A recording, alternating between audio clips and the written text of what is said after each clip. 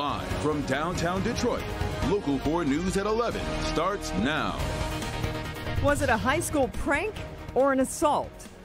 I'm just like, wow, enough is enough. This cannot happen to another child. It just can't. A Farmington Hills mother outraged over what happened to her son on school grounds. Farmington Public Schools has already fired the varsity basketball coach who stands accused of sexually assaulting 2 students and fired 3 other coaches for failing to speak up. Thanks for joining us. I'm Kimberly Gill. I'm Devin Skillian. For one mom, it has brought up what's happened to her son at the high school 2 years ago, the video that went all over the school. Mara McDonald shows us from Farmington High School that mother has some choice words now for the school administration. And all this does is dredge up everything that happened to her 14-year-old son and all the anger that she felt at the time. Now, there's video here. We're going to show you the video, but because he's a minor, we're blurring his face, and we're not going to reveal her identity either. Let me show you.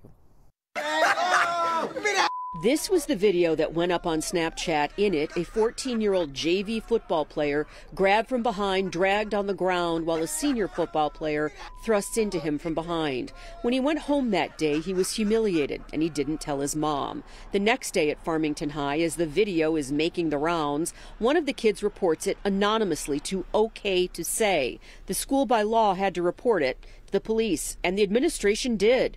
They then called his mom. They said, well, he's okay. He's, he's in the room with us. He's with Detective Brown, and that's when they were saying everything. And I'm furious. His mom gets down to the school. She says immediately the administration is trying to minimize it. Oh, it looks like to me that they were just fooling around. No, that's not fooling around. That's not fooling around. Thrusting? That's not fooling around. Her son is mortified. She files a police report, but says administrators were very concerned about the boy on the video. Right away, they started defending him. Well, he has a scholarship. This is his last year, and I would kind of be careful. Why can't we just...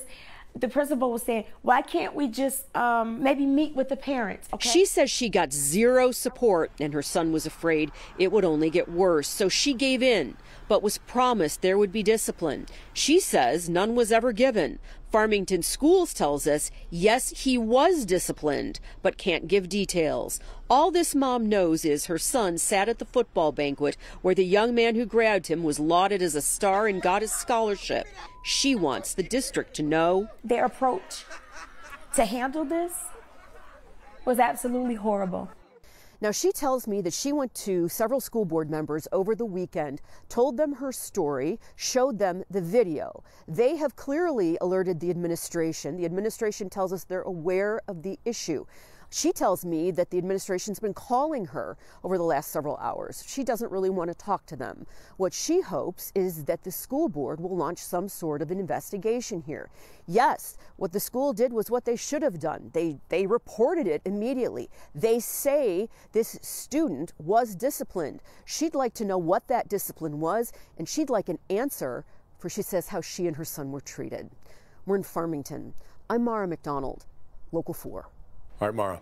3 people were killed, 1 hospitalized after a mass shooting on the campus of UNLV, University of Nevada, Las Vegas. Investigators say the gunman responsible for opening fire and killing at least 3 people is also dead. A 4th victim is stable at the hospital. The campus of UNLV will remain closed until at least Friday as this investigation continues. Police have not identified a motive or whether the gunman had any ties to the university. Family members of the Israeli hostages being held by Hamas spoke out today ahead of tomorrow's Menorah in the D celebration in downtown Detroit. Jacqueline Francis talked with them. She's live tonight with their message. Jacqueline? Devin and Kimberly, these are 2 people who flew all the way here from Israel to raise awareness, not wanting their tragedy back home to be forgotten, especially as both their fathers remain hostages. As the city sets the stage for the 13th annual Menorah in the D, special guests have traveled a long way to be here. Help me with the miracle. Help me celebrate Hanukkah with my dad. Just in from Israel, both had parents taken hostage during the October 7th massacre. Their moms are back home, but both dads remain hostages. The first thing she asked about is, where is dad? Where is Ohad? Where is my father? Their first time in Detroit, the two are here to raise awareness, afraid their tragedy back home has become an afterthought. We're still struggling, we're still fighting, and we need the power, the people to help us, everyone in the world to help us do this fight. Make sure this is still in the headlines, and it's still happening. It's not something that happened 2 months ago. It's something that's still happening today. The local Jewish community is eager to embrace them during Thursday's lighting of the downtown menorah. It's hard even to imagine what these last 50, 60 days are like. And for them to take the strength and find within them that power to travel all the way here to celebrate with us. There it is. You can see the menorah behind me all ready for tomorrow night's festivities. Things kick off at 5 o'clock here at Campus Martius, and all are welcome. Reporting live, Jacqueline Francis, Local 4. Okay, Jacqueline, thank you.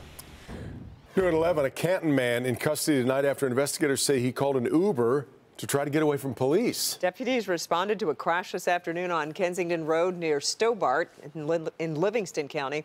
They say the at-fault driver took off into a wooded area. Deputies deployed a drone to find him hiding behind a trailer. They later saw a vehicle pick him up. Deputies stopped the car, which turned out to be an Uber ordered by the suspect. They say that driver had no knowledge of what was happening. 35-year-old Canton man was taken into custody. He faces several charges, including drunk driving. Also new tonight, union workers at Blue Cross Blue Shield of Michigan will begin returning to work tomorrow. The new 3.5-year labor contract has been ratified by the UAW, Blue Care Network, and Blue Cross. It covers about 1,400 Blue Cross and Blue Care Network employees. The agreement provides competitive wages and benefits, in which the UAW was on strike for more than 11 weeks. This agreement runs through May of 2027. Governor Gretchen Whitmer just signed bills into law today that would better protect those working in the healthcare industry. The bills will increase fines against those who assault healthcare workers and volunteers. It will also require that punishments of offenders be posted around the hospitals. Governor Whitmer hopes the bills help incentivize more Michiganders to get into the healthcare workforce. The new laws go into effect next March. Republicans took the stage for tonight's 4th GOP debate before voters head to the polls in January. An incomplete field once again. 4 presidential hopefuls in the spotlight in Tuscaloosa, Alabama, but former President Donald Trump, the front runner for the GOP nomination, again skipped this debate. Some topics of discussion tonight: the economy, foreign policy. To qualify, candidates had to have higher donor and polling criteria set by the Republican National Committee, hence just down to 4 this time around.